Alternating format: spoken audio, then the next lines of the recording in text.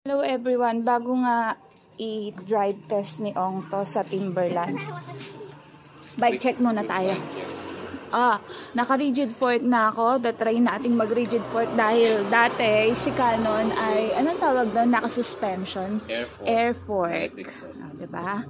Tapos, ang hubs natin, gold pa yan, yayamanin. Gold! Aerowick. Diba?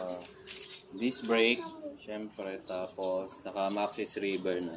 Fast rolling pang gravel. Size 40, 700 by 40. Tapos, naka-negative step, Trident. Tapos, 700, nasa 720mm tong handlebar. Tapos, 1x, naka 10 speed na Diore. Tapos, Kinesis frame. Ano to? Ano tong frame na to? Hindi, scratch. Ano tawag? Hindi ko alam kung doon? anong texture yan. Basta ano siya, parang sabi nila scratch proof. Yeah. Magaspang kasi yung texture. Scratch. Tapos mountain peak na seat post, Aerowick na seat. Aerowick. Tapos pababa dito, Halotech, Aerowick na crank, 170mm.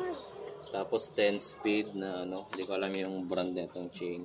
Ito 10 din yung cogs niya. Tapos Diore na 10 speed na walang clutch. Tapos ganun din. Ayun lang. Tapos 6 pulse yung 6 pulse yung hub weapon na sealed bearing. Diba? Ang ganda ng combination, blue and red. Tapos ang damit niya, yellow. Flag of the Philippines.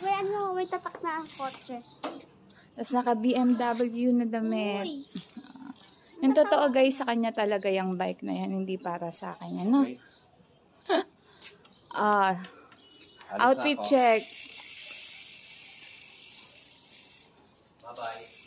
Bye. Bye-bye. Dito po ang headlight.